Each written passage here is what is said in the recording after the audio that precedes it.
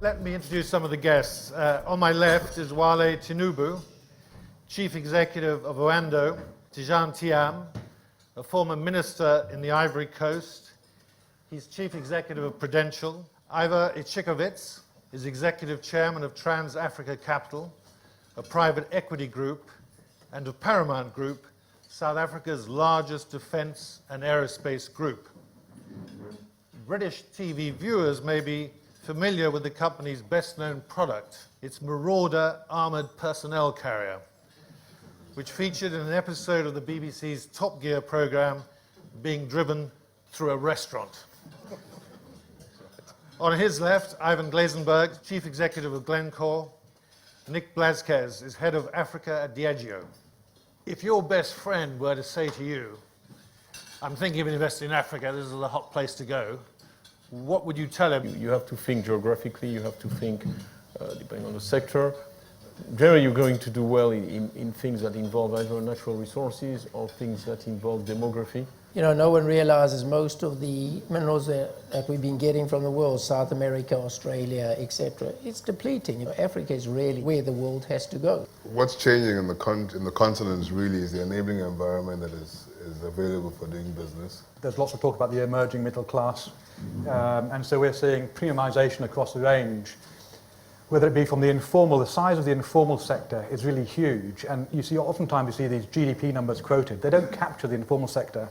Do you think there's a sense across Africa, as you see in India, of just emerging self-confidence that's permeating through society and that they feel there is a really bright future? I've never been more excited to be an African. I've never been more proud to be an African. And I've never been more proud of other Africans because finally they're finding their voices. We have a terrible sickness, specifically in South Africa, where people sit back and they say government must provide. Now, those days are solidly over. Government has to create an enabling environment. Private sector, foreign direct investment, good market conditions have to provide. And I honestly think that that's the basis on which the next generation of African growth and development is going to be built. I mean, the key thing for me is really growth, as many people said on the panel. There is no growth in this world, okay? The Western world has a demography that is absolutely weighing on everything. But the money is going to flow to Africa anyway, because we don't have a choice. If I take Prudential, hundreds of billions of dollars we're sitting on, we need to invest them in places where there's actual yield, and you're only going to find that in Africa. So let me deal with the elephant in the room, the land issue. For some obscure reason, this has become an obsession of the West. This has become a major, serious issue. Now, Trans-Africa, my company, is currently cultivating more than 60,000 hectares of land throughout Africa. And we own very, very little of that land. And our approach is very simple. Our approach is that Africa was once the breadbasket of the world, and it needs again to be the breadbasket of the world, not because the world needs our bread, but because we need to create the jobs in Africa.